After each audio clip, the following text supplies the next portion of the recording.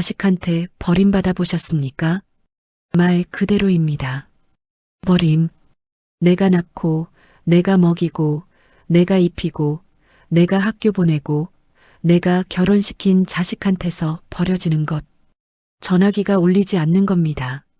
명절이 와도 현관문이 열리지 않는 겁니다. 내 생일이 지나가는데 문자 한 줄 없는 겁니다.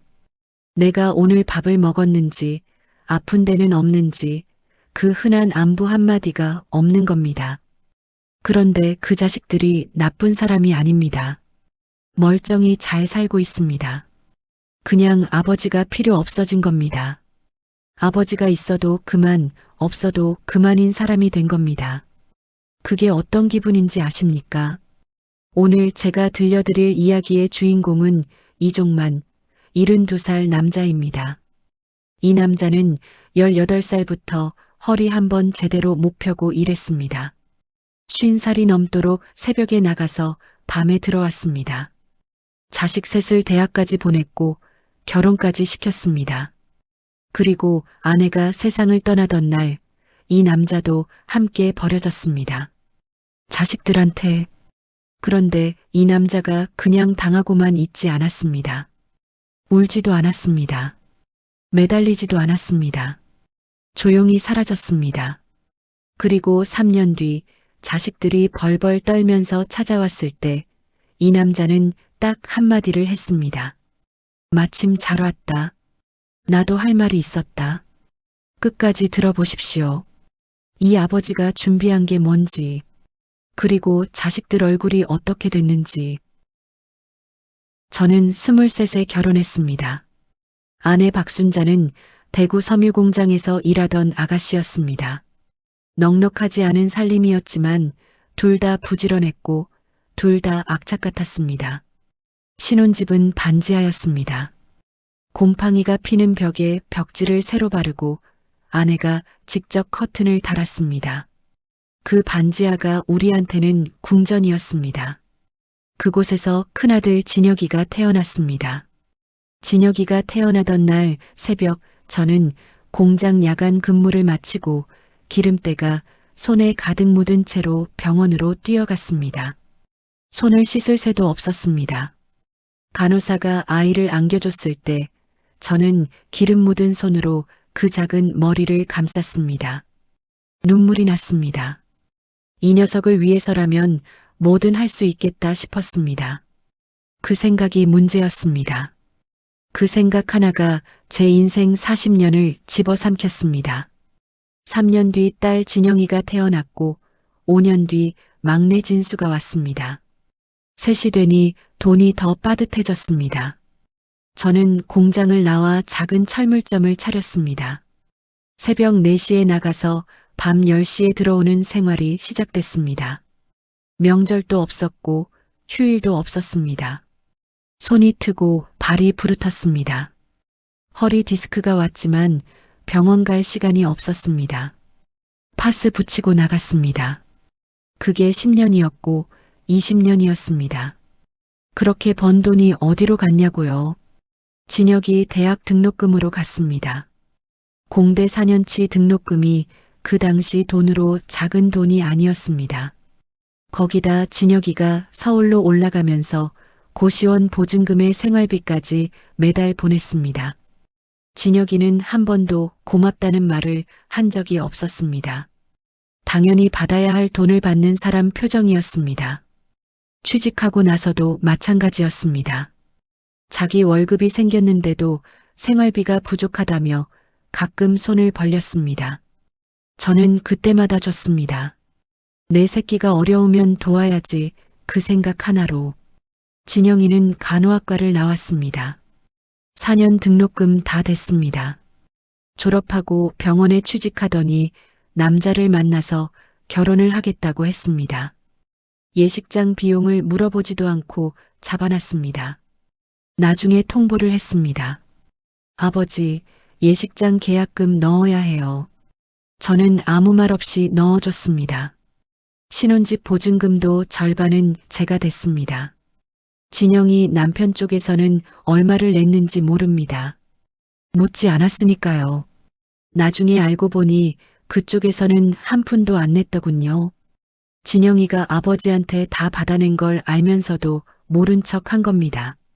그것도 나중에야 알았습니다. 막내 진수는 셋 중에 제일 속을 많이 썩였습니다. 대학을 2번 다녔습니다. 처음 들어간 대학이 마음에 안 든다고 재수를 하겠다고 했습니다. 시켜줬습니다. 재수해서 들어간 대학도 1학년을 다니다가 적성에 안 맞는다고 자퇴를 했습니다. 그 등록금이 공중에 날아갔습니다. 다시 삼수를 했고 결국 처음 들어간 대학이랑 비슷한 수준의 학교에 들어갔습니다. 그 3년치 학원비가 얼마인지 저는 지금도 생각하기가 싫습니다. 그리고 그 대학마저도 졸업을 5년 만에 했습니다. 휴학을 2번 했습니다. 이유요? 첫 번째 휴학은 여행을 가고 싶다고 했습니다. 유럽 배낭여행. 여행비 달라고 했습니다. 좋습니다. 두 번째 휴학은 친구랑 작은 사업을 해보고 싶다고 했습니다. 사업 자금 달라고 했습니다. 좋습니다. 그 사업은 6개월 만에 망했습니다. 물론 그 돈은 돌아오지 않았습니다. 그러는 동안 저는 허리가 더 나빠졌고 무릎 연골이 닳았고 눈이 침침해졌습니다. 병원은 여전히 제대로 못 갔습니다. 가게를 비울 수가 없었으니까요. 아내가 병원 좀 다녀오라고 잔소리를 해도 다음에 하다가 넘겼습니다. 그 다음이 오질 않았습니다. 가장 기막힌 건 따로 있습니다. 진혁이가 취직하고 몇 년 됐을 때였습니다. 그때 진혁이 나이가 32이었습니다. 회사에서 진급도 했고 연봉도 꽤 됐습니다. 저는 그때 처음으로 생각했습니다.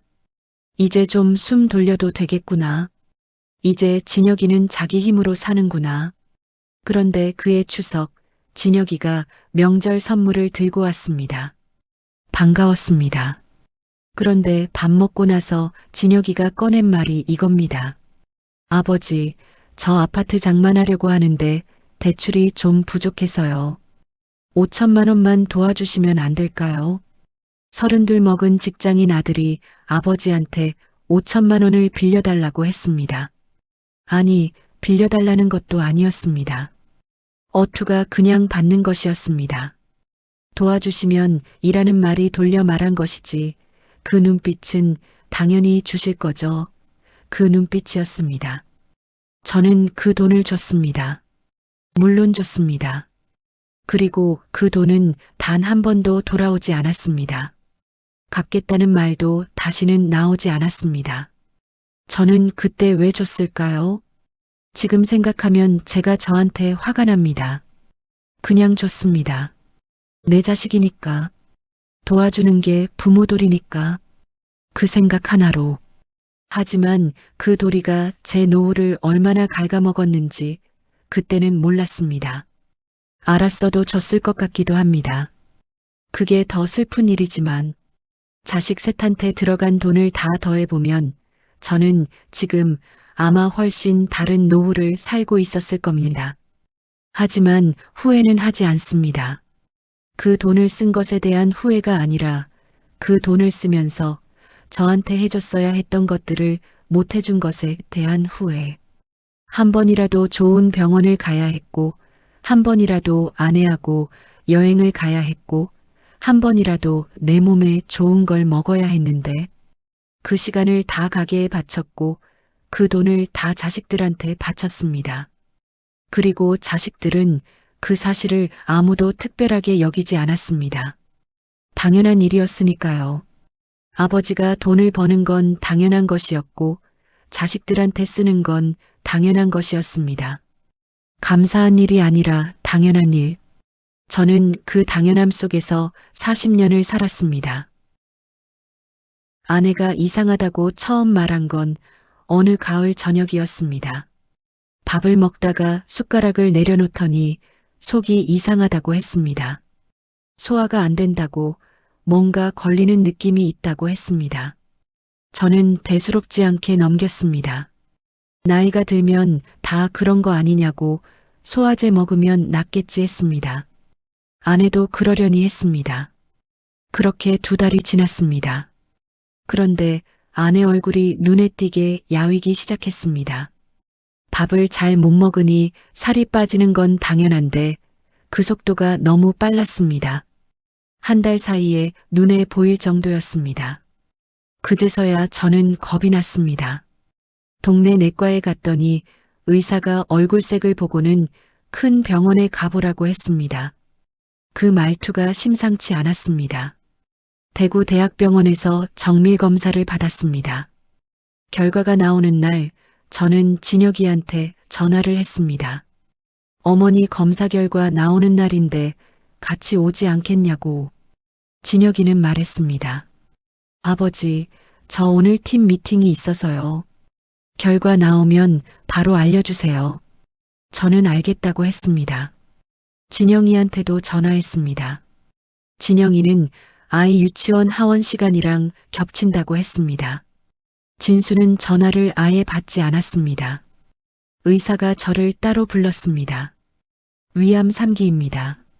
이미 주변 림프절로 전이가 시작됐습니다.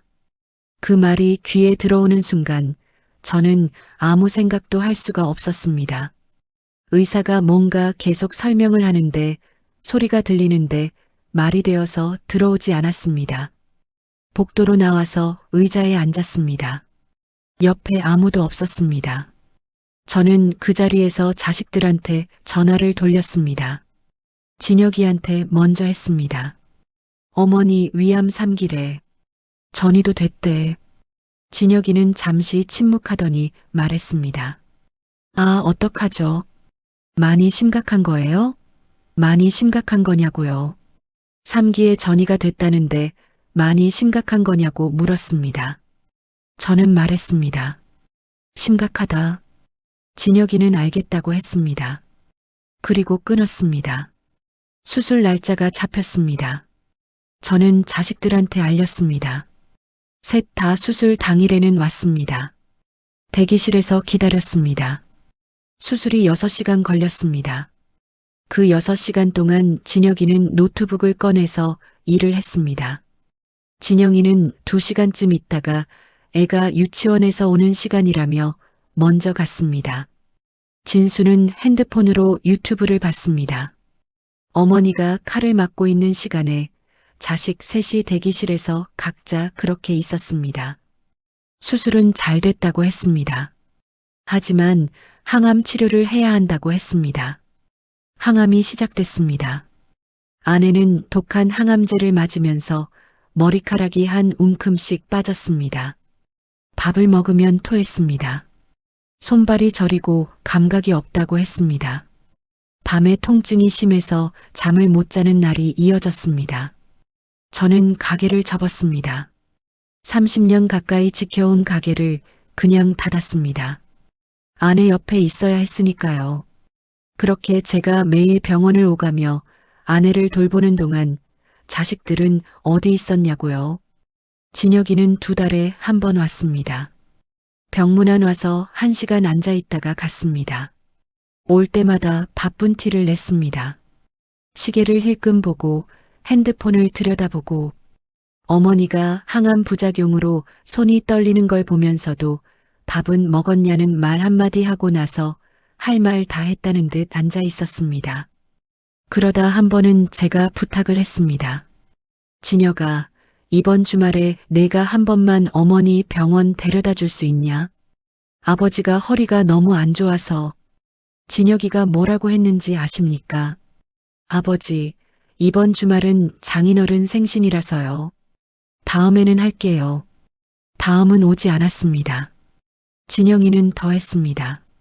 진영이는 간호사입니다. 아픈 사람 돌보는 게 직업인 사람입니다. 그 진영이가 아내 항암 치료 기간 내내 병원에 딱 3번 왔습니다. 3번.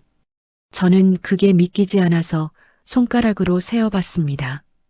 분명히 3번이었습니다. 한 번은 수술 직후, 한 번은 2달 뒤 병문안, 한 번은 아내 상태가 급격히 나빠졌다는 말을 듣고 왔습니다. 그게 다였습니다. 전화도 일주일에 한 번 있으면 많은 편이었습니다. 아내가 딸 목소리 듣고 싶다고 하면 제가 대신 진영이한테 전화를 해야 했습니다. 그러면 진영이는 받아서 짧게 통화하고 끊었습니다. 아내가 전화를 끊고 나서 뭐라고 했는지 아십니까? 진영이 바쁜가 보다. 자기 딸한테 그 말을 했습니다. 바쁜가 보다. 진수는 아예 연락이 안 되는 날이 많았습니다. 전화를 해도 받지 않았고 문자를 해도 답이 늦었습니다. 어쩌다 통화가 되면 형이나 누나한테 물어보라고 했습니다. 어머니 상태를요.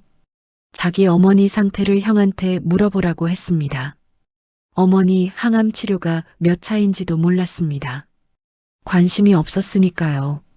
항암 치료가 끝나고 잠깐 회복세를 보이다가 다시 나빠졌습니다. 재발이었습니다.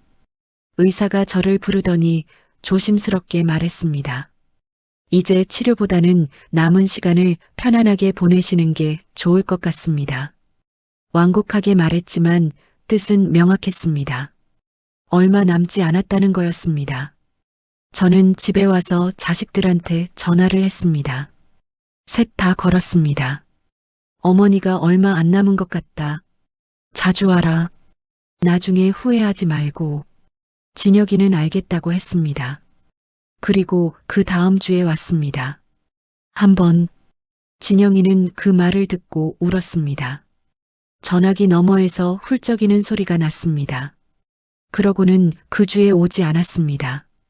다다음 주에 왔습니다. 진수는 그 연락 이후로 일주일 동안 전화를 받지 않았습니다. 무서웠던 거겠죠. 마주하기 싫었던 거겠죠. 그 마음을 이해 못하는 건 아닙니다.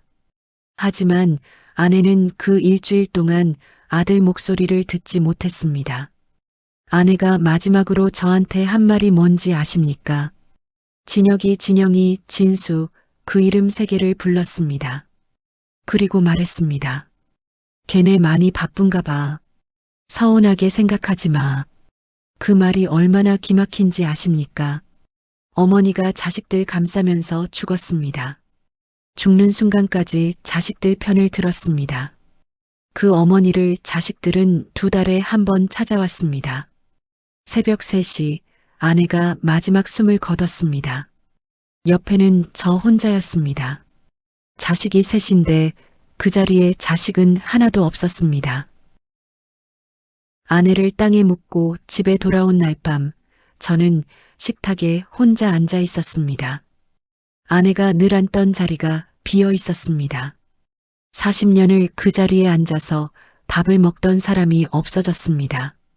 저는 밥을 차릴 생각도 못하고 그냥 그 빈자리를 보고 있었습니다. 얼마나 앉아 있었는지 모릅니다.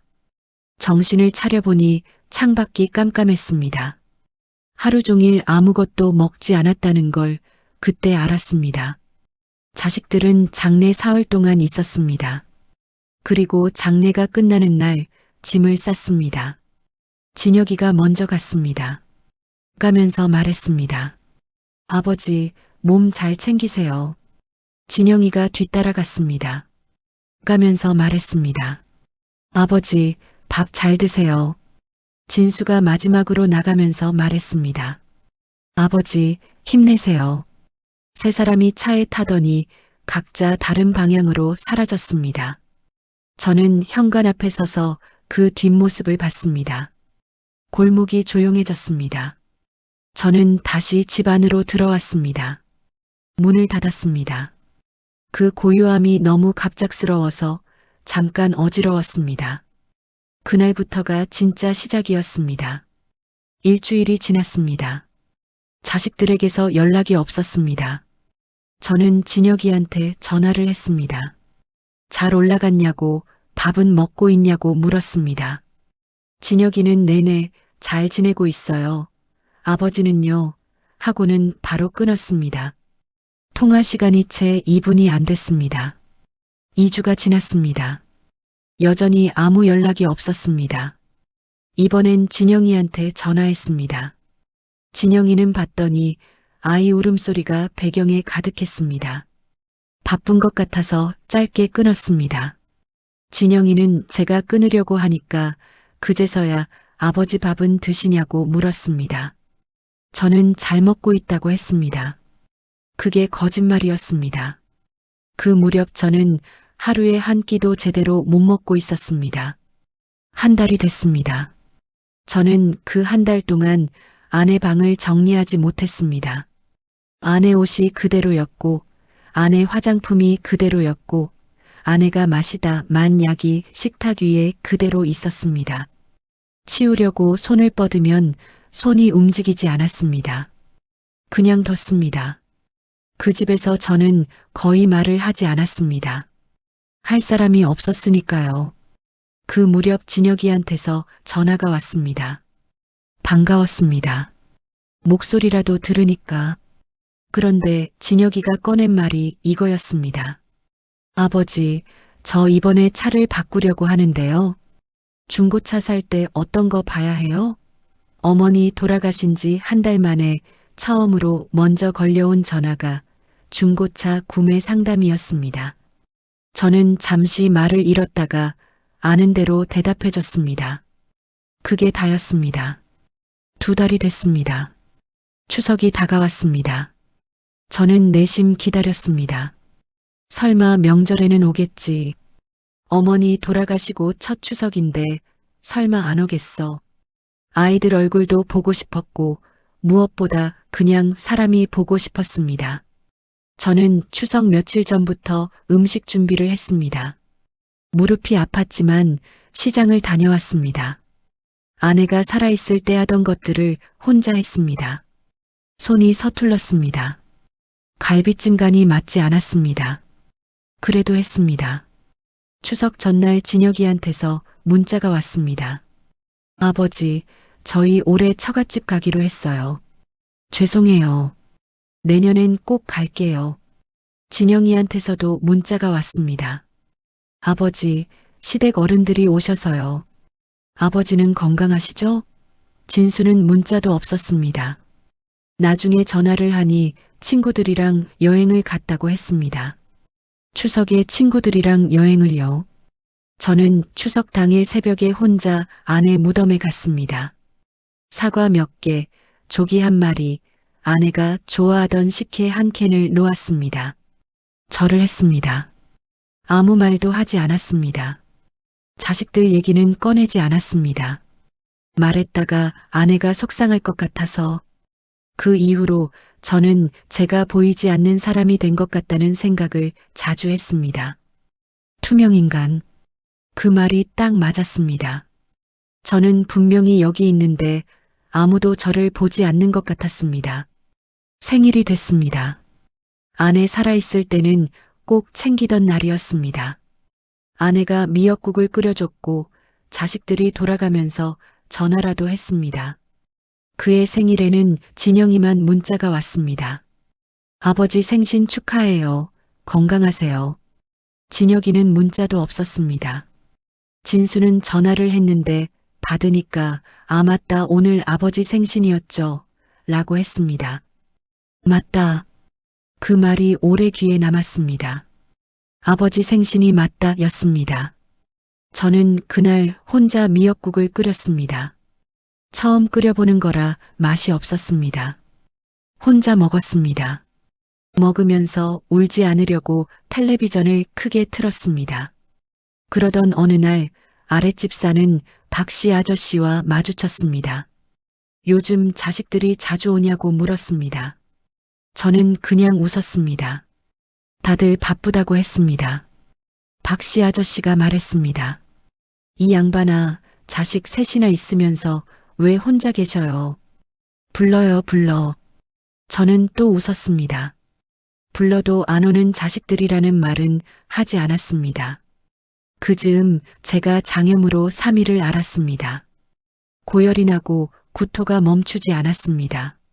너무 힘들어서 바닥에 누워 있는데 일어날 수가 없었습니다.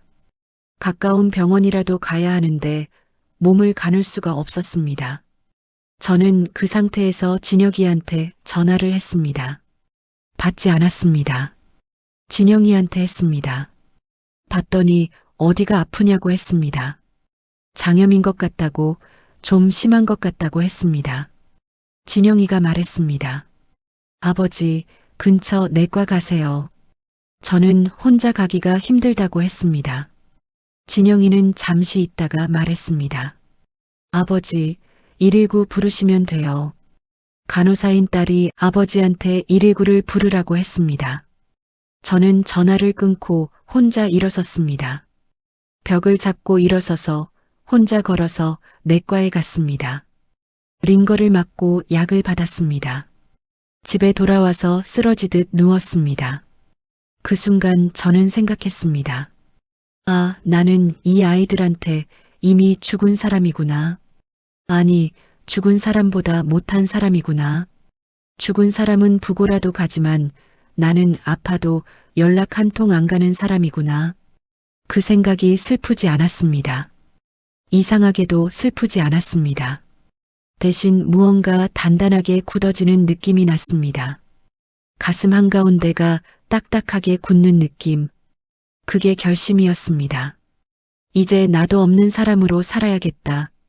저 아이들한테 내가 없는 사람이면 나도 저 아이들이 없는 사람으로 살면 된다. 그리고 그 결심을 행동으로 옮기는 건 이제 시간 문제였습니다. 장염을 혼자 앓고 난 뒤로 저는 자식들한테 먼저 전화를 하지 않았습니다. 기다려보기로 했습니다. 과연 이 아이들이 아버지한테 먼저 연락을 해오는 날이 있는지 일주일을 기다렸습니다. 없었습니다. 2주를 기다렸습니다. 없었습니다. 한 달을 기다렸습니다. 진수한테서 문자 하나가 왔습니다. 아버지 잘 계시죠? 저는 잘 있다고 답했습니다. 그게 끝이었습니다. 진혁이와 진영이는 한 달 동안 연락이 없었습니다. 단 한 번도. 저는 그 한 달의 결과를 보면서 마음을 완전히 정리했습니다. 이 아이들은 내가 먼저 연락하지 않으면 연락을 하지 않는 아이들이다. 내가 살아있는지 죽어있는지 확인하지 않는 아이들이다. 그런데 그 아이들한테서 전화가 왔습니다. 그것도 한꺼번에 돌아가면서 처음은 진혁이었습니다. 아버지, 잘 지내셨어요? 오랜만에 목소리 들으니까 반갑다는 말을 저는 하지 않았습니다. 그냥 잘 있다고 했습니다. 진혁이가 말을 이었습니다. 아버지, 저 드릴 말씀이 있어서요. 저 이번에 애들 학교 때문에 이사를 좀 해야 할 것 같아요. 지금 사는 데가 학군이 별로라서 좀 더 좋은 데로 가려고요. 근데 아파트 가격 차이가 좀 나거든요. 저는 어디로 이 대화가 흘러가는지 이미 알고 있었습니다. 그래서 아무 말 않고 듣고만 있었습니다. 진혁이가 계속했습니다.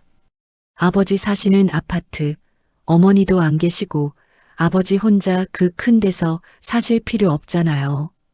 그거 처분하시고 아버지는 좀 작은 데로 옮기시면 생활비도 훨씬 줄고 남는 돈으로 저한테 보태주시면 나중에 제가 더 잘 모실 수 있을 것 같아서요. 아내와 제가 30년 넘게 살아온 집을 팔아서 작은 데로 옮기고 그 차액을 아들 아파트 업그레이드에 쓰라는 말이었습니다. 나중에 잘 모시겠다는 말은 지금은 안 모신다는 말이었습니다. 저는 생각해 보겠다고 했습니다. 전화를 끊고 사흘이 지났습니다. 이번엔 진영이었습니다. 아버지, 저 좀 급하게 드릴 말씀이 있어요. 남편이 이번에 퇴직을 하고 창업을 하려고 하는데요. 초기 자금이 좀 필요해요. 아버지 저축해 두신 거 있잖아요. 그거 좀 빌려주시면 안 될까요? 4천만 원만요. 나중에 사업 자리 잡으면 꼭 갚을게요. 4천만 원. 빌려달라는 표현을 썼지만 저는 알고 있었습니다. 진영이 남편이 예전에도 작은 사업을 했다가 말아먹은 전력이 있었습니다. 그때도 진영이가 손을 벌렸고 그때도 졌습니다. 그 돈은 돌아오지 않았습니다. 이번이 두 번째였습니다. 나중에 꼭 갚겠다는 말을 저는 이미 한 번 들었습니다. 저는 말했습니다. 지금 당장 있는 돈이 없다. 진영이는 목소리 톤이 올라갔습니다. 아버지, 저 아버지 통장에 얼마 있는지 알아요.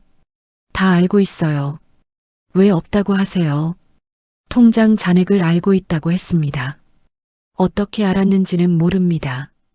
어머니 병원 다닐 때 뭔가 봤는지 아니면 다른 경로로 알았는지 딸이 아버지 통장 잔액을 파악하고 있었습니다. 그리고 없다고 하는 아버지한테 다 알고 있다고 했습니다. 저는 그 순간 얼굴이 화끈거렸습니다. 분하기도 하고 기가 막히기도 해서 저는 말했습니다.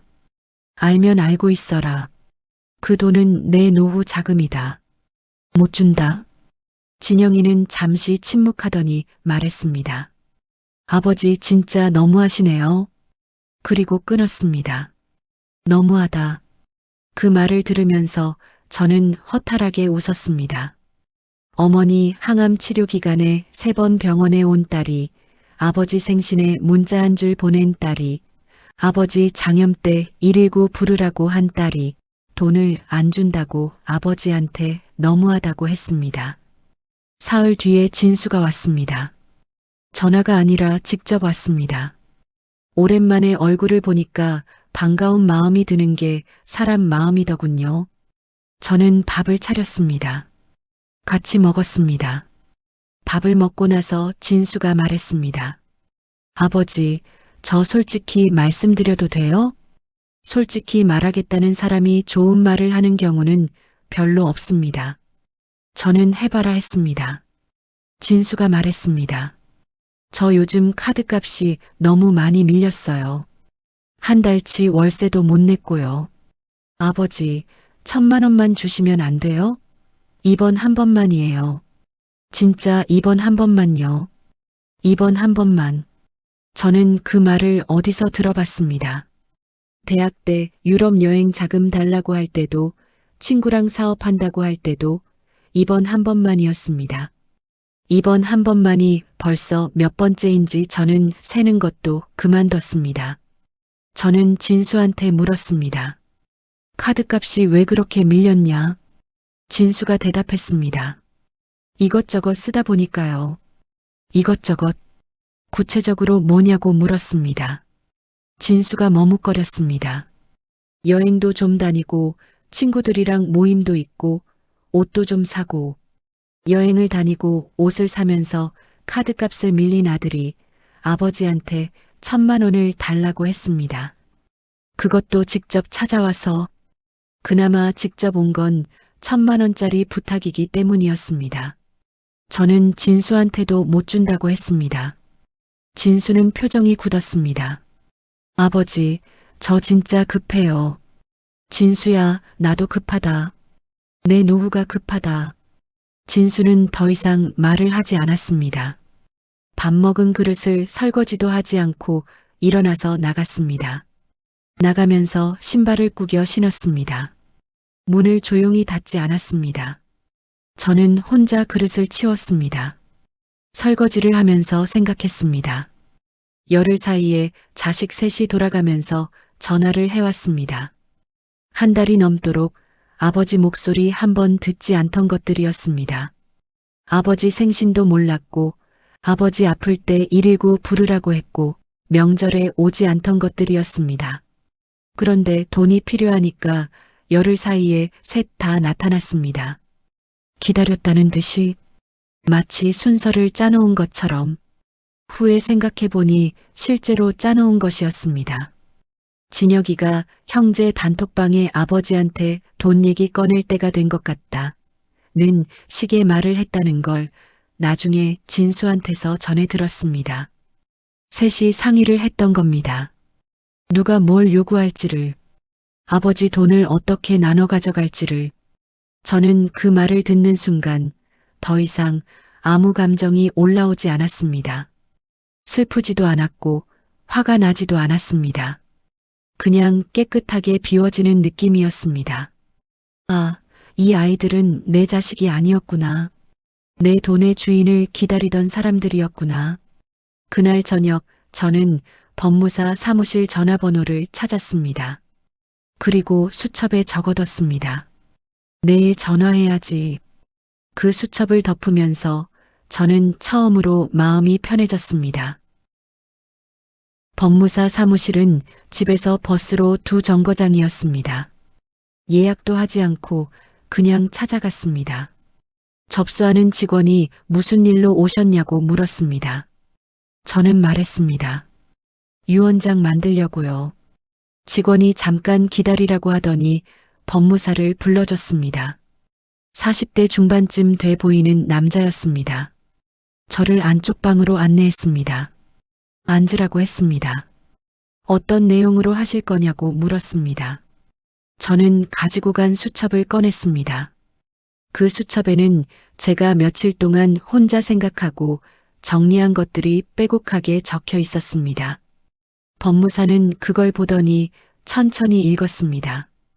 읽고 나서 고개를 들었습니다. 법적으로 전혀 문제 없습니다.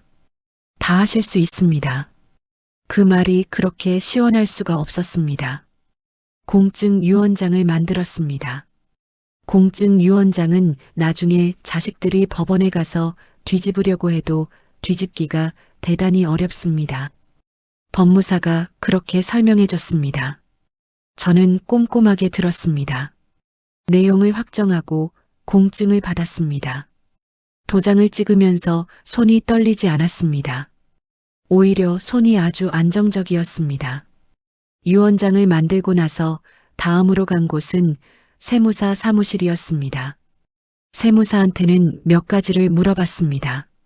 제 자산을 살아있는 동안 어떻게 처리하는 게 가장 좋은지, 기부를 하면 세금 처리가 어떻게 되는지, 부동산을 사회단체에 유증하는 절차가 어떻게 되는지 세무사가 하나하나 설명해 줬습니다.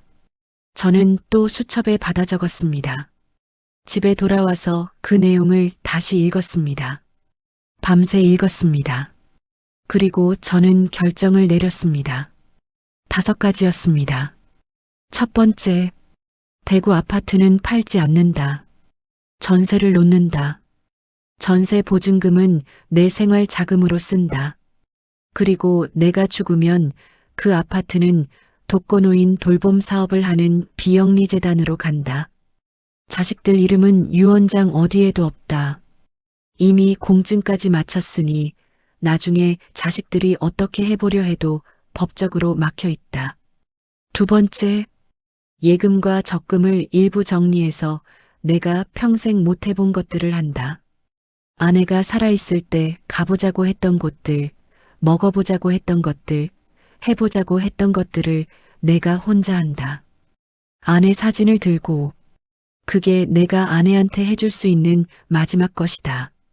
세 번째, 매달 일정 금액을 2곳에 자동이체한다. 한 곳은 어린이 병원 후원단체, 한 곳은 아동급식 지원단체. 자식한테 갈 돈이 엉뚱한 곳으로 새는 게 아니라 진짜 필요한 사람한테 간다. 그 사람들은 고맙다고 할 것이다. 내 자식들은 당연하다고 했지만. 네 번째, 연락처를 바꾼다. 자식들이 아는 번호를 없앤다. 새 번호는 자식들한테 알려주지 않는다. 그리고 이사를 간다. 자식들이 모르는 곳으로, 멀리. 5번째, 2번 다시 자식들한테 먼저 손을 내밀지 않는다. 기다리지도 않는다. 기대하지도 않는다. 나는 이제 나를 위해 산다. 이 5가지를 수첩에 적고 나서 저는 그 아래에 줄을 하나 그었습니다. 그리고 한 문장을 더 썼습니다. 나는 지금부터 내 인생을 산다. 그런데 그 계획을 실행하기 직전에 일이 하나 더 생겼습니다. 진혁이한테서 전화가 왔습니다. 저는 아직 번호를 바꾸기 전이었으니까 받았습니다. 진혁이는 목소리가 좀 달랐습니다. 부드러웠습니다. 아버지, 제가 저번에 아파트 얘기 드린 거 있잖아요. 생각해 보셨어요? 저는 말했습니다. 생각해 봤다. 못한다. 진혁이는 잠시 뜸을 들이더니 말했습니다. 아버지, 그러지 마시고요. 저희가 아버지 모시고 같이 살 수도 있어요. 어차피 아버지 혼자 계시면 쓸쓸하잖아요. 저희 집 넓은 데로 이사 가면 아버지 방도 드릴 수 있고요. 아버지 방을 드릴 수 있다고 했습니다. 제 집을 팔아서 그 돈으로 넓은 집을 사면 거기서 방 하나를 주겠다고 했습니다. 내 집을 팔아서 내 방 하나를 얻는 구조였습니다. 그 집 주인은 아들이고 나는 방 하나짜리 세입자가 되는 겁니다. 그걸 아들이 아버지한테 제안한 겁니다. 저는 말했습니다. 진혁아, 아버지가 지금 몇 살인 줄 아냐? 진혁이가 말했습니다.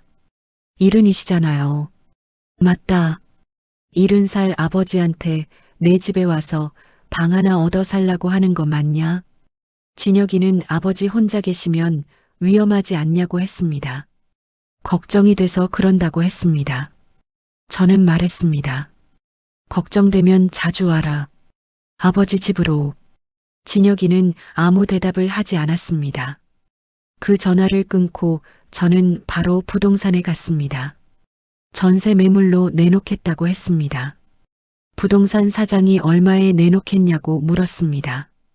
시세대로 내놓으라고 했습니다. 빨리 나가는 게 중요하다고 했습니다. 그리고 강원도 부동산을 인터넷으로 알아봤습니다. 텃밭이 딸린 작은 단독주택, 조용한 마을, 사람이 많지 않은 곳, 몇 군데를 추려서 직접 보러 갔습니다. 대구에서 버스를 타고 강원도까지 혼자 갔습니다. 세 군데를 보고 한 군데를 골랐습니다. 철원 근처 작은 마을이었습니다. 산이 보이고 조용하고 마당이 있었습니다. 아내가 좋아했을 것 같았습니다. 계약을 했습니다.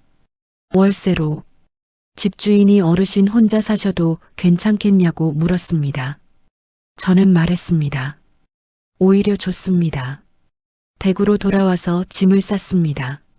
많이 가져가지 않았습니다. 옷 몇 벌, 아내 사진, 수첩, 그리고 아내가 쓰던 찻잔 하나. 그게 전부였습니다. 30년 넘게 살던 집의 짐을 반나절 만에 쌌습니다. 살림이라는 게 결국 별게 아니더군요. 정말 필요한 것만 추리면 상자 몇 개였습니다. 이사 전날 밤 저는 아내 사진 앞에 앉았습니다. 촛불 하나를 켰습니다. 막걸리 한 잔을 따랐습니다. 아내한테 말했습니다. 순자야, 나 내일 이사 가. 강원도. 거기 산도 있고 마당도 있어. 당신이 좋아했을 것 같아. 나 이제 당신이 보고 싶을 때마다 사진 꺼내 볼 거야. 그리고 우리 둘이서 못 해본 것들 나 혼자 다 해볼 거야. 당신 못 가지. 애들한테는 알리지 않을 거야. 알릴 필요가 없어. 우리가 저 아이들한테 뭔가를 기대하면서 살기엔 우리 인생이 너무 아깝잖아. 촛불이 조용히 흔들렸습니다. 저는 막걸리를 한 모금 마셨습니다. 맛이 좋았습니다. 오랜만에 술이 맛있었습니다. 다음 날 아침 저는 짐을 들고 문을 나섰습니다. 문을 잠갔습니다. 열쇠를 부동산에 맡겼습니다. 그리고 버스를 탔습니다. 뒤를 돌아보지 않았습니다. 돌아볼 이유가 없었습니다. 저는 이제 앞만 보면 됐습니다. 강원도로 가는 버스 안에서 저는 처음으로 창밖을 구경했습니다. 고속도로 양옆으로 산이 지나갔습니다. 하늘이 높았습니다. 저는 그 하늘을 보면서 생각했습니다. 나 지금 이 나이에 처음으로 내가 선택한 곳으로 가고 있구나. 그게 그렇게 가슴이 벅찰 수가 없었습니다. 강원도에 도착한 첫날 밤, 저는 마당에 의자를 내놓고 앉았습니다. 별이 보였습니다. 대구에서는 보지 못하던 별들이었습니다. 도시의 불빛에 가려서 늘 뿌였던 하늘이 여기서는 까맣고 선명했습니다. 별자리 이름은 하나도 몰랐습니다. 그냥 봤습니다. 오래 봤습니다. 아무도 저를 찾지 않았고 아무도 저한테 전화하지 않았고 아무것도 저한테 요구하지 않았습니다. 그 고요함이 낯설었습니다.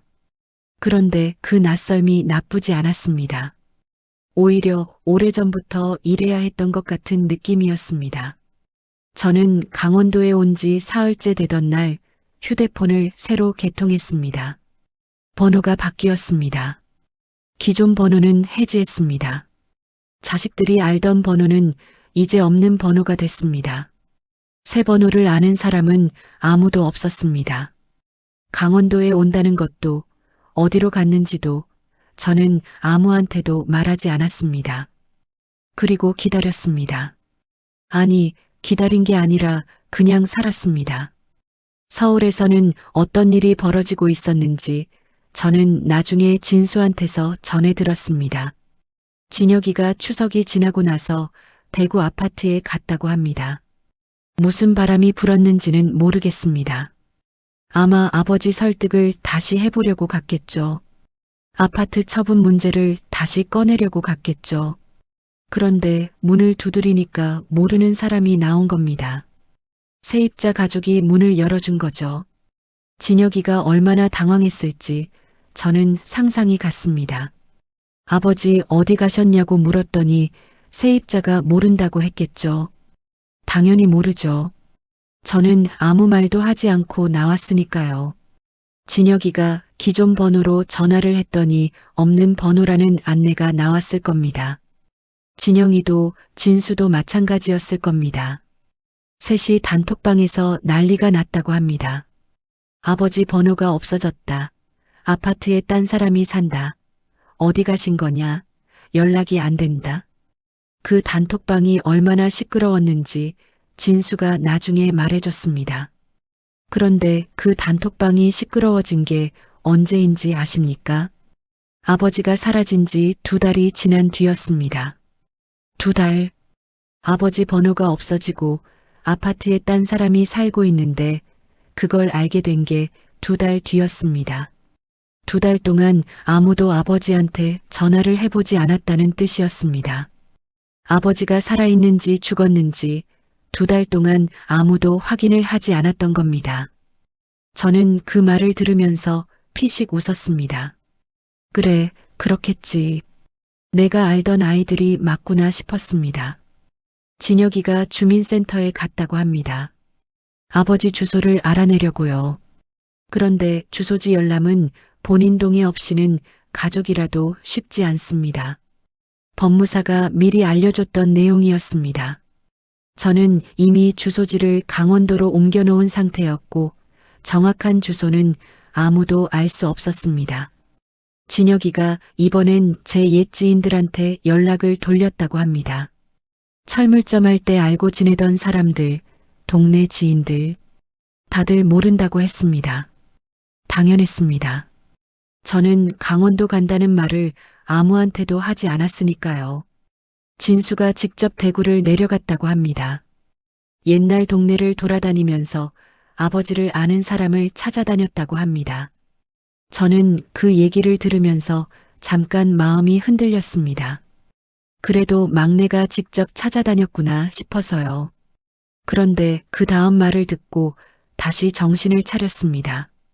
진수가 대구를 내려간 건 아버지 걱정 때문만이 아니었습니다.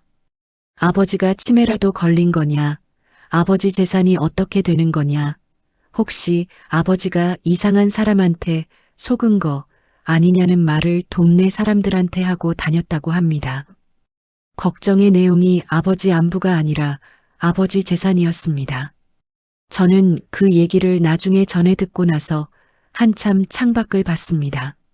그러는 동안 저는 강원도에서 제 생애 처음으로 제 시간을 살고 있었습니다. 아침에 일어나면 텃밭에 물을 줬습니다.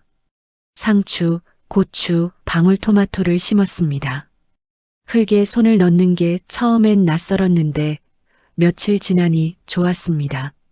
살아있는 것들이 자라는 걸 매일 보는 일이 이렇게 좋은 줄 몰랐습니다. 아침을 먹고 나면 책을 읽었습니다. 면 소재지 도서관에서 일주일에 5권씩 빌렸습니다. 소설도 읽고 역사책도 읽고 여행 에세이도 읽었습니다. 젊어서 시간이 없어서 못 읽은 것들을 이제야 읽었습니다. 오후에는 면사무소 노인 복지 프로그램에 나갔습니다. 수채화 강좌가 있었습니다. 처음엔 민망했습니다. 붓을 잡아본 적이 없으니까요. 강사가 괜찮다고 했습니다. 잘 그리려고 하지 말고 그냥 보이는 대로 그리라고 했습니다. 저는 그 말이 마음에 들었습니다. 잘하려고 하지 말고 그냥 해라. 평생 잘해야 한다는 압박 속에서 살았는데 그냥 해도 된다는 말이 이렇게 편할 수가 없었습니다. 저녁에는 동네 어르신들과 어울렸습니다. 마을회관에서 화투도 치고 막걸리도 한잔했습니다. 그 사람들은 제 사정을 몰랐습니다. 그냥 대구에서 내려온 이종만 씨였습니다. 자식 얘기를 묻는 어르신도 있었습니다. 저는 다들 바쁘게 잘 산다고 했습니다. 그게 거짓말인지 사실인지는 저도 잘 몰랐습니다. 6달이 지났을 무렵 저는 여행을 떠났습니다. 인천공항에서 비행기를 탔습니다. 혼자 이탈리아로 갔습니다. 아내가 살아있을 때 꼭 가보자고 했던 곳이었습니다. 로마에 도착해서 짐을 풀고 이튿날 콜로세움에 갔습니다. 사람이 많았습니다. 저는 한참 줄을 서서 들어갔습니다. 콜로세움 안에서 저는 가방에서 아내 사진을 꺼냈습니다. 액자에 넣어서 가져온 작은 사진이었습니다. 콜로세움을 배경으로 사진을 세워놓고 옆에 나란히 섰습니다. 지나가던 외국 관광객이 찍어드릴까요? 했습니다. 부탁했습니다. 그 사람이 사진을 찍어줬습니다. 저와 아내 사진이 함께 콜로세움 앞에 서 있는 사진이 찍혔습니다. 파리에서는 에펠탑 앞에서 그렇게 했습니다. 스페인 그라나다에서는 아람브라 궁전 앞에서 그렇게 했습니다. 아내가 살아서 가지 못한 곳을 저는 아내 사진과 함께 다 다녔습니다. 그게 제가 아내한테 해줄 수 있는 마지막이었습니다. 그리고 그게 제가 평생 번 돈으로 제 자신한테 해줄 수 있는 첫 번째였습니다. 열흘 일정이었습니다. 돌아오는 비행기 안에서 저는 창밖을 봤습니다. 구름이었습니다. 하얀 구름이 끝없이 펼쳐져 있었습니다.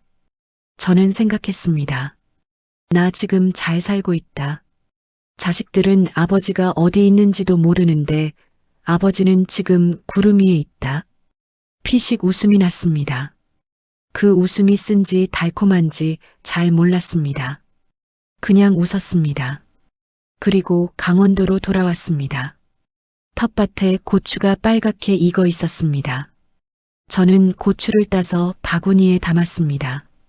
아무도 없는 마당에서 혼자 고추를 따면서 저는 다시 한번 생각했습니다. 나는 지금 아주 잘 살고 있다. 강원도에 온 지 3년이 되던 가을이었습니다.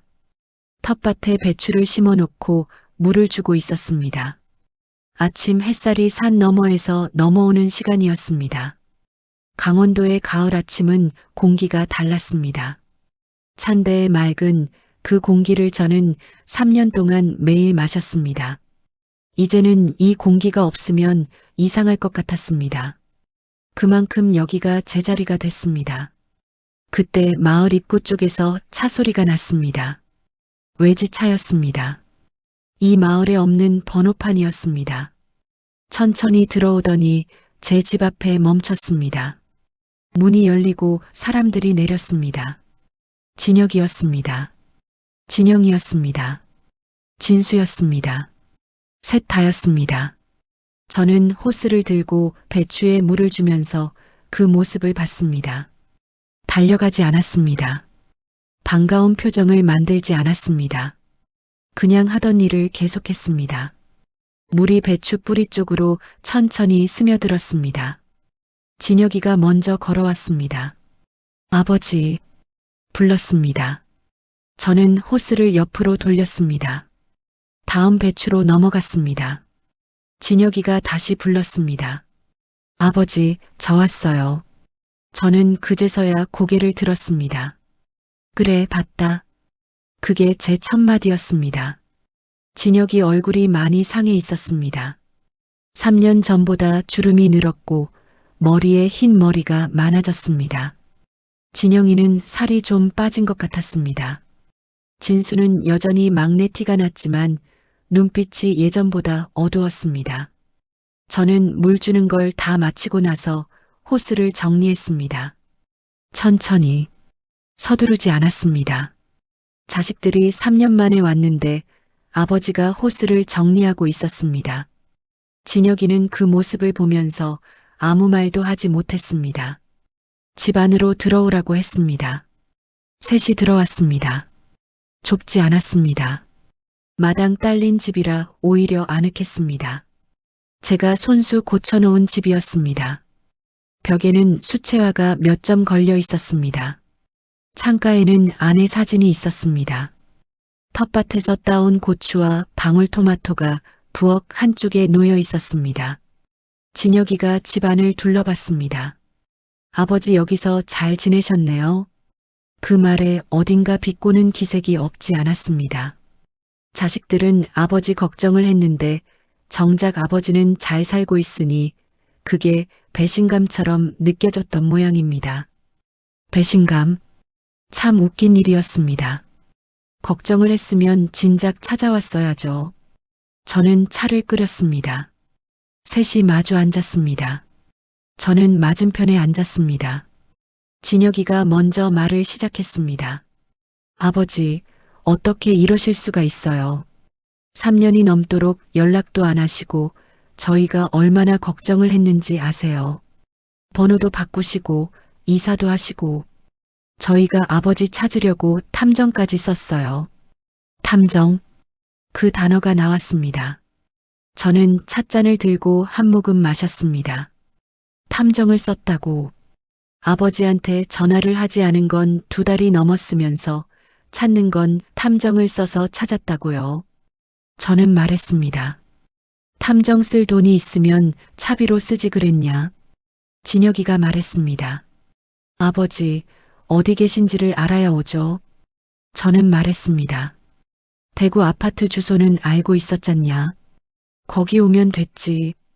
진혁이는 입을 다물었습니다. 진영이가 나섰습니다. 아버지, 저희가 잘못했어요.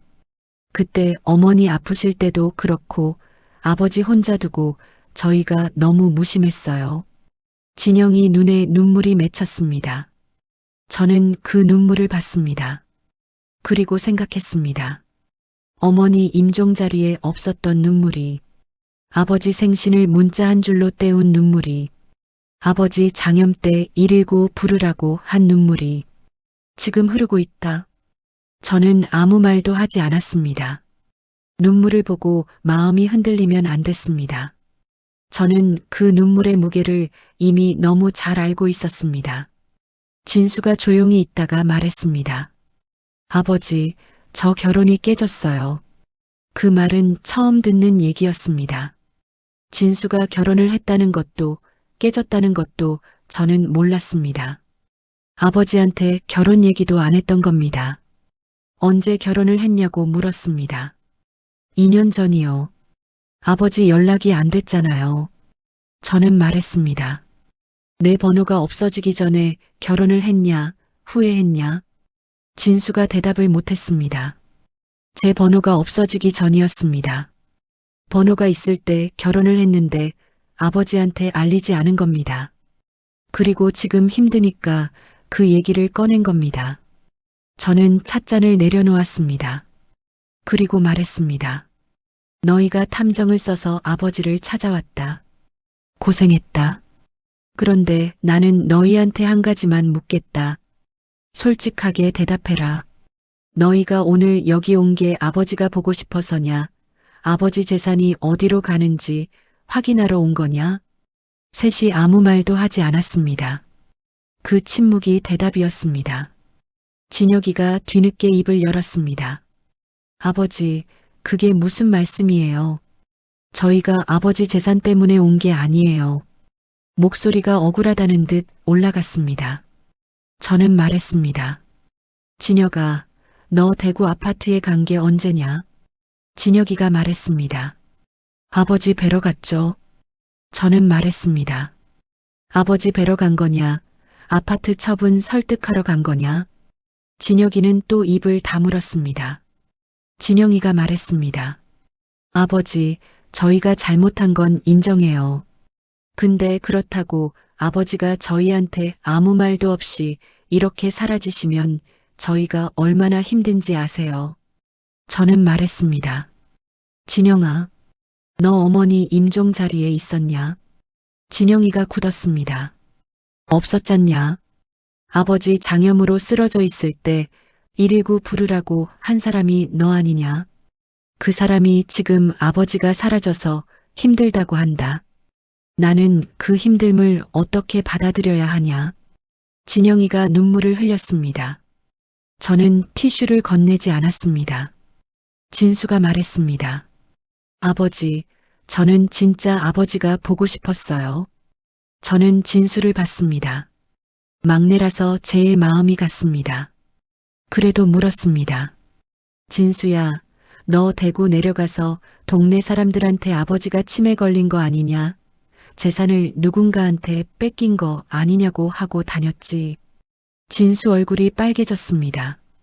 걱정이 돼서요. 저는 말했습니다. 걱정의 내용이 아버지 안부가 아니라 아버지 재산이었잖냐? 진수는 아무 말도 하지 못했습니다. 방 안이 조용해졌습니다. 저는 일어나서 방으로 들어갔습니다. 서랍에서 서류 봉투를 꺼냈습니다. 들고 나와서 테이블 위에 놓았습니다. 자식 셋이 그 봉투를 봤습니다. 진혁이가 손을 뻗었습니다. 저는 그 손을 막았습니다. 내가 먼저 설명한다. 그리고 나서 봐라. 셋이 저를 봤습니다. 저는 숨을 한번 고르고 입을 열었습니다. 너희가 아버지 재산이 어디로 가는지 알고 싶어서 왔으니까 오늘 여기서 다 말해주겠다. 어차피 알게 될 거니까. 대신 끝까지 들어라. 중간에 끊지 마라. 셋이 움직이지 않았습니다. 저는 말을 시작했습니다. 저는 천천히 말을 시작했습니다. 너희가 아버지 재산이 어디로 가는지 궁금해서 왔으니까 오늘 여기서 다 말해주겠다. 숨기지 않겠다. 대신 끝까지 들어라. 중간에 말 끊지 마라. 끊으면 그냥 나가라. 셋이 꼼짝도 하지 않았습니다. 진혁이는 팔짱을 풀었습니다.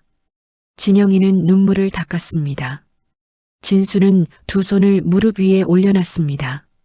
저는 그 모습을 한번 쭉 훑어보고 시작했습니다.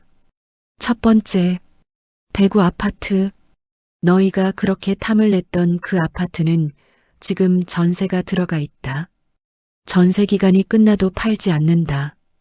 그 아파트는 이미 3년 전에 법적으로 처리가 끝났다. 공증 유언장으로.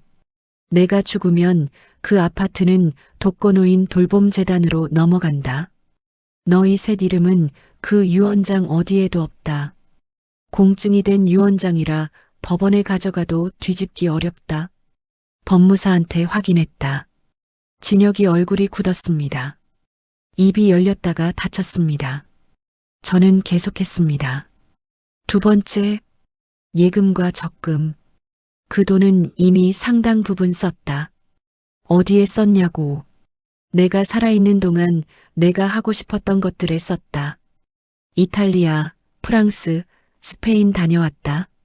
열흘 동안 어머니 사진 들고 콜로세움 앞에서 에펠탑 앞에서 아람브라 궁전 앞에서 어머니랑 같이 사진 찍었다. 어머니 살아계실 때 못해드린 것들을 내가 대신 해드렸다. 그게 아깝냐? 아무도 아깝다고 말하지 못했습니다. 저는 계속했습니다. 남은 돈 일부는 매달 자동이체로 나간다.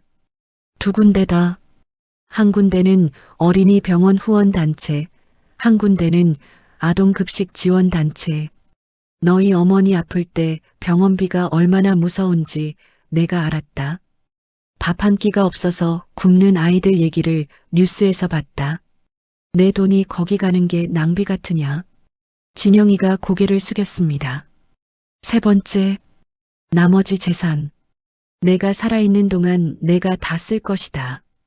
건강검진 제대로 받을 것이고, 아프면 좋은 병원 갈 것이고, 먹고 싶은 거 먹을 것이고, 가고 싶은데 갈 것이다.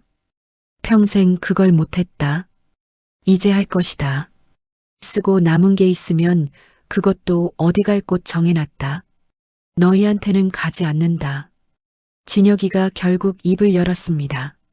아버지, 그게 말이 돼요. 저희가 자식인데, 자식한테 아무것도 안 남기시겠다는 거예요? 저는 진혁이를 봤습니다. 그리고 말했습니다. 진혁아, 나한테 자식이 뭔지 아냐? 자식은 어머니가 항암 치료받을 때 옆에 있어준 사람이다. 아버지 생신날 전화 한 통 해준 사람이다. 아버지 장염으로 쓰러져 있을 때 달려온 사람이다. 명절에 와서 같이 밥 한 끼 먹어준 사람이다. 너희 셋이 그걸 했냐? 어머니 임종 자리에 있었냐? 아버지 혼자 새해 첫날 해 뜨는 거 볼 때 옆에 있었냐? 내가 장염으로 바닥에 누워 있을 때 달려온 사람이 있었냐? 진혁이는 아무 말도 하지 못했습니다. 진영이는 고개를 들지 못했습니다. 진수는 두 손을 꽉 쥐고 있었습니다. 저는 계속했습니다. 너희가 아버지한테 한 게 뭐냐? 어머니 돌아가시고 2달 동안 전화 한 통 없었다. 추석에 오지 않았다. 설에 왔다가 2시간 만에 갔다. 아버지 생신에 문자 하나가 전부였고 그것도 한 명만 했다. 그러다 돈이 필요하니까 돌아가면서 전화를 했다. 단톡방에서 순서까지 짜놓고. 진혁이 얼굴이 새빨개졌습니다. 진수가 그 얘기를 흘렸다는 걸 그 순간 알았겠죠. 나는 그 단톡방 내용을 전해 들었다.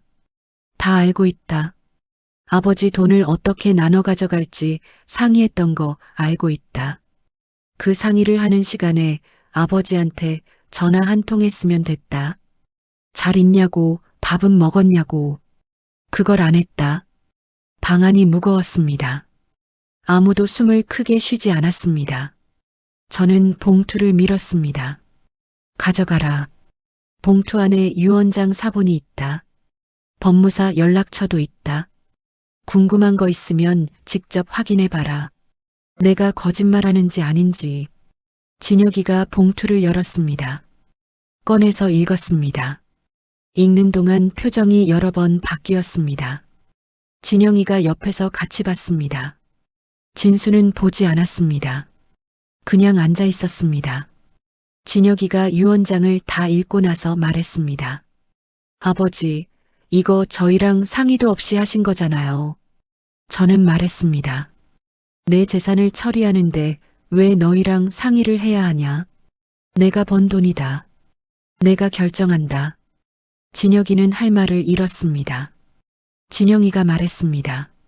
아버지, 그래도 저희가 자식인데요. 저는 말했습니다. 그래, 자식이다.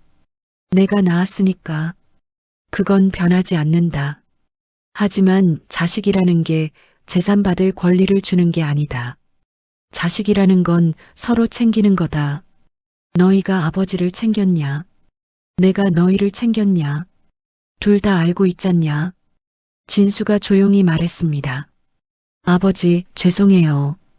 저는 진수를 봤습니다. 진수 눈이 빨개져 있었습니다. 저는 한참 진수를 보다가 말했습니다. 죄송하면 됐다. 나는 너희를 미워하는 게 아니다. 다만 이제는 나도 나를 위해 살겠다는 거다. 너희가 너희 인생 사는 것처럼 나도 내 인생을 살겠다는 거다. 그리고 저는 마지막으로 말했습니다. 오늘 이후로 나한테 재산 얘기, 돈 얘기 꺼내는 사람은 다시 보지 않겠다. 그냥 아버지 밥 먹었냐, 어디 아픈 데 없냐, 그것만 물어라. 그렇게 할 수 있는 자식이 있으면 나도 자식 대접을 할 것이다. 없으면 각자 살자. 나는 여기서 잘 살고 있다. 너희 없어도. 진혁이가 일어났습니다. 봉투를 들고 나갔습니다. 진영이가 뒤를 따랐습니다.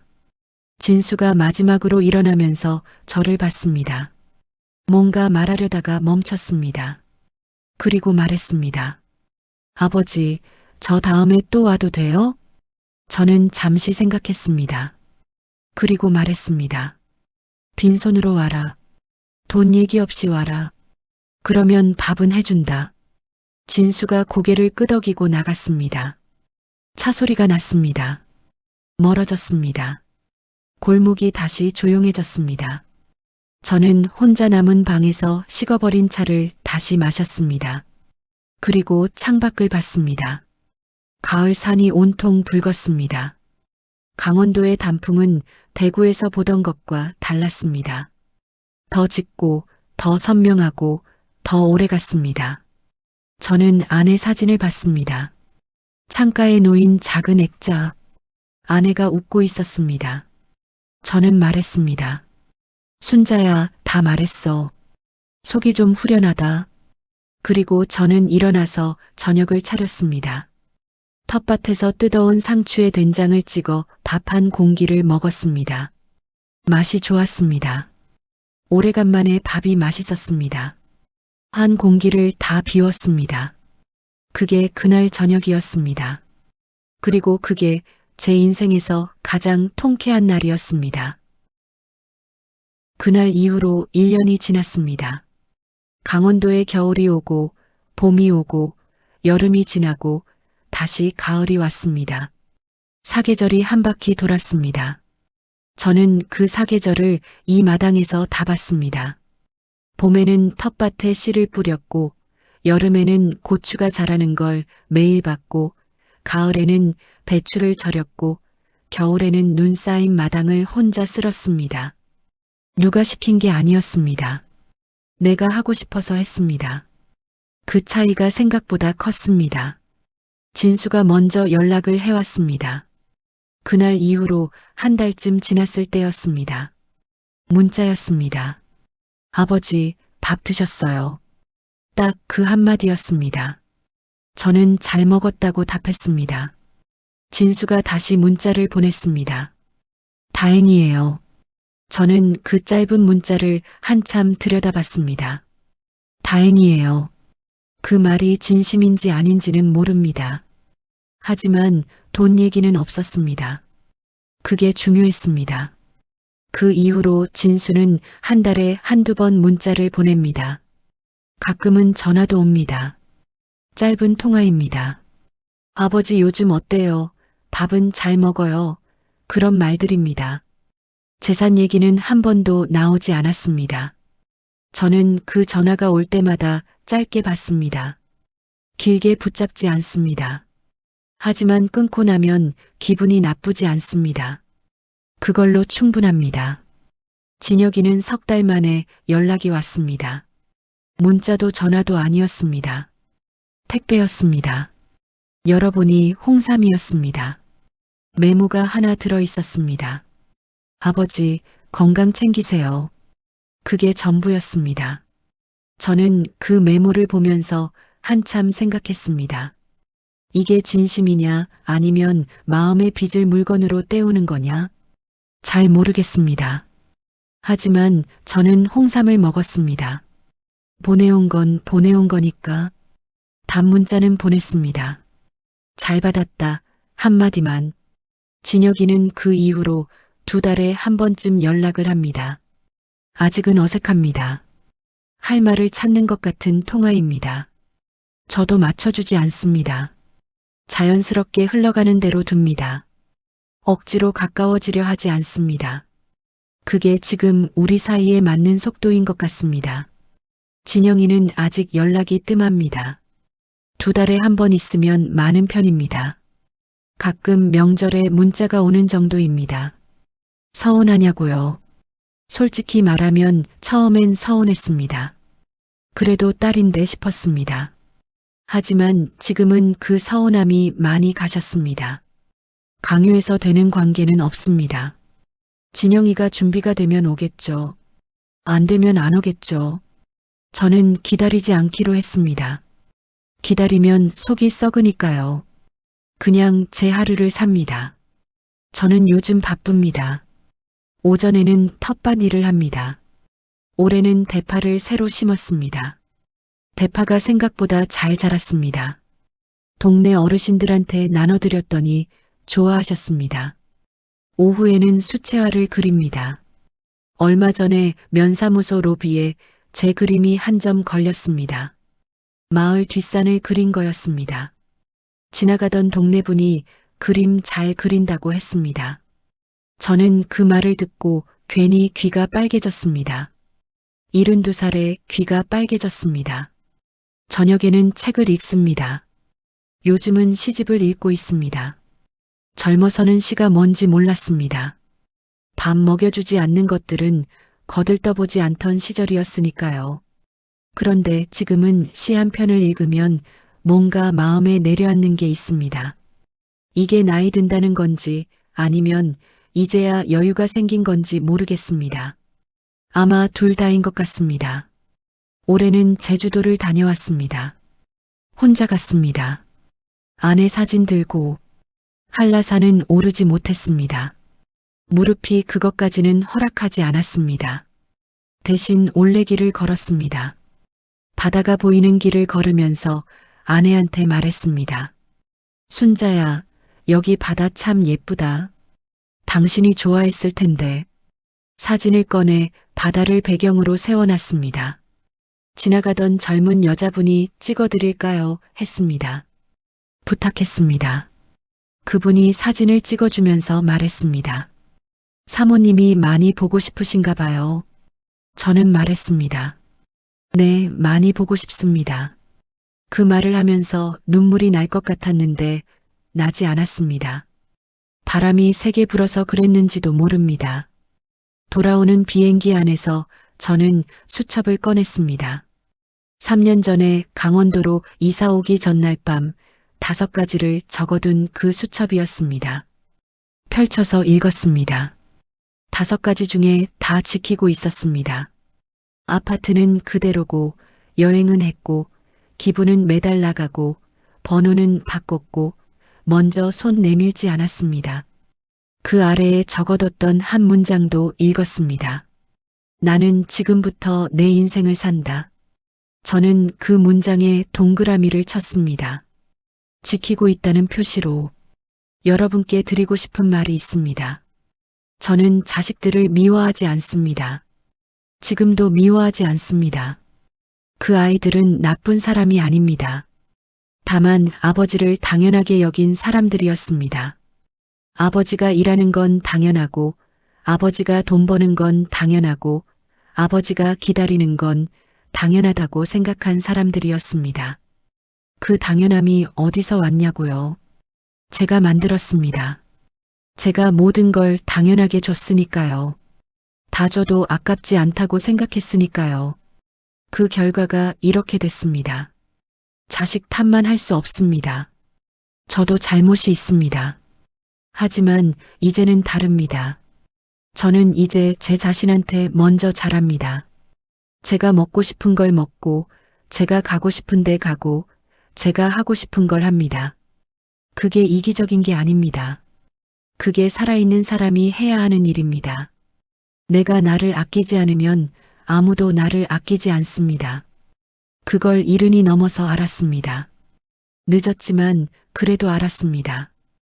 혹시 지금 이 이야기를 들으시면서 내 얘기 같다 싶으신 분이 계십니까?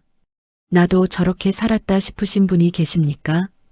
다 줬는데 아무도 알아주지 않는다고 느끼시는 분이 계십니까? 그분들한테 이 말씀을 드리고 싶습니다. 늦지 않았습니다. 오늘부터 자기 자신한테 잘해주십시오. 자식한테 잘해주는 것보다, 남편한테 잘해주는 것보다, 아내한테 잘해주는 것보다 먼저 내가 나한테 잘해줘야 합니다. 그래야 후회가 없습니다. 그래야 나중에 억울하지 않습니다. 내 인생은 내 것입니다. 자식한테 줄 선물이 있으면 먼저 자기 자신한테 주십시오. 저는 오늘도 강원도 하늘 아래에서 잘 살고 있습니다. 텃밭에 대파가 잘 크고 있고, 벽에는 제가 그린 그림이 걸려 있고, 창가에는 아내 사진이 있습니다. 아침마다 그 사진을 봅니다. 그리고 말합니다. 순자야, 나 오늘도 잘 살고 있어.